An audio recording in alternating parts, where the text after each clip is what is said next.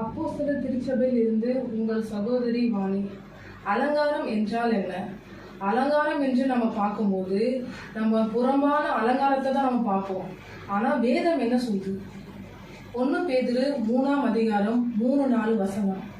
மயிரை பின்னி பொன் ஆபரணங்களை அணிந்து உயர்ந்த வஸ்திரங்களை உடுத்தி கொள்ளுதலாகிய புறம்பான அலங்கரிப்பு உங்களுக்கு அலங்காரமாயிராமல் அழியாத அலங்கரிப்பாயிருக்கிற சாந்தமும் அமைதியுமுள்ள ஆவியாகிய இருதயத்தில் மறைந்திருக்கிற குணமே உங்களுக்கு அலங்காரமாய் இருக்க கடவது. அதுவே தேவனுடைய பார்வையில் விலையேற பெற்றது. நம்ம புறம்பான அலங்காரத்துக்கு முக்கியத்துவம் கொடுத்து நம்ம வாழுறோம். மனுஷன் பார்க்குறாங்க நம்ம இப்படி ட்ரெஸ் பண்ணணும், மனுஷன் பார்க்குறாங்க நம்ம இப்படி நடந்து இருக்கணும் அப்படின்னு நம்ம புறம்பான அலங்காரத்துக்கு தான் நம்ம முக்கியத்துவம் கொடுக்குறோம். ஆனால் தேவனுடைய பார்வைக்கு நம்ம எப்படி வாழறோம், அவர் பார்வை எப்படி இருக்கிறது நம்ம யோசிக்கிறோமா? இல்லை. அவருடைய பார்வை முகத்தை பார்க்கல, அவர் நம்ம இருதயத்தை பார்க்கிறாரு. இருதயத்தில் இருக்கிற அந்த சாந்தத்தையும் அமைதியிலும் உள்ள ஆவியாகிய அந்த குணத்தையும் பார்க்கிறாரு.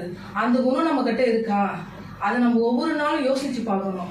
அதனால புறம்பான அலங்காரத்தை நம்ம விட்டுட்டு அழியாத அலங்காரமா இருக்கிற சாந்தத்தையும் அமைதியிலும் உள்ள ஆவியையும் நல்ல குணங்களையும் நம்ம ஒவ்வொரு நாளும் தேவனிடத்தில் கேட்டு அதை பெற்றுக்கொள்வோமாக. கர்த்தர் தாமே உங்களை ஆசீர்வதிப்பாராக. ஆமென்.